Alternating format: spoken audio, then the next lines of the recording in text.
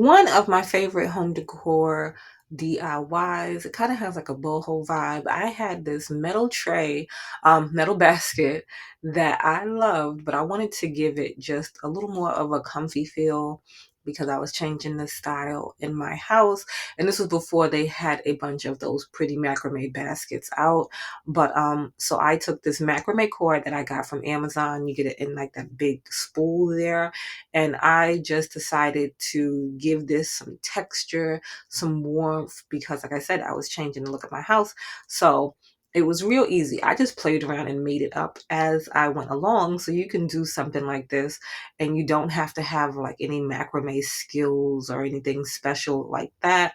I tied off one end of the cord once I decided what I was going to do, but you can see I'm looping it in and out of the metal. And this is great because you can change this based on maybe what your basket is or whatever you're doing. You can do this on a smaller scale. But once I decided what I was going to do, like I said, I tied off one piece. I was just thinking if I was going to go up and down with the rope. So I was measuring that out that way. But you can work in sections with this because you'll need to, have you can't just work it off of the spool. So you'll have to cut it and work in sections for this. And then once you get done with one section, you'll just tie it up and you can tuck those inside so you won't be able to see those. But I looped it in and out, wrapping it around the metal. And then I saw it was building that cute little detail in the inside. So I wanted that to be on the outside. So I started over. But that's the fun part about doing things custom, for your style, that you can see what works and you can change it. So I took apart that rope and it was real easy because I tied it. I didn't like glue it or anything.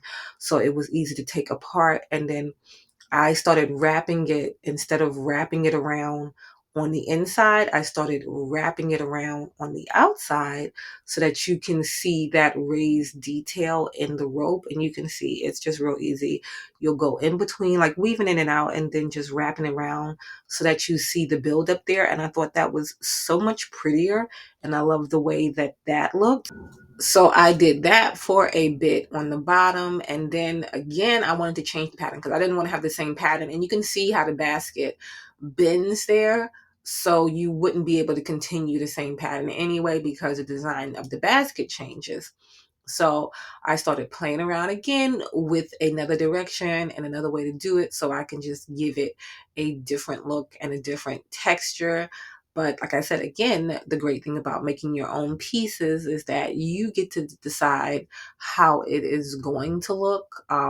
So like I said, I played around with it till I decided on what I wanted to do for the next step. And I did that for the whole basket. I kept changing around how each section went. You can do the whole thing the same if you want, but I think it's fun just to change it around and give it that different texture. And it's a custom piece that no one else will have. So you can see right there, I wrapped the rope around the individual metal pieces instead of the big chunky ones right there.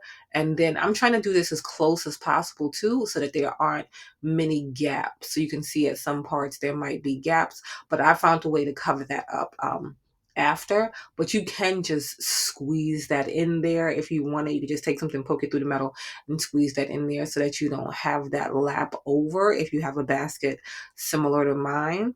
But most of this was just weaving in and out. So even though I was using macrame cord, you can use something else. You can use something thicker and get a different look if you have an old metal basket. A great place to find an old metal basket too would be a place like a thrift store or something like that. So you can just get it for a couple of bucks. But like I said, I'm repurposing an old basket that I had to do mine.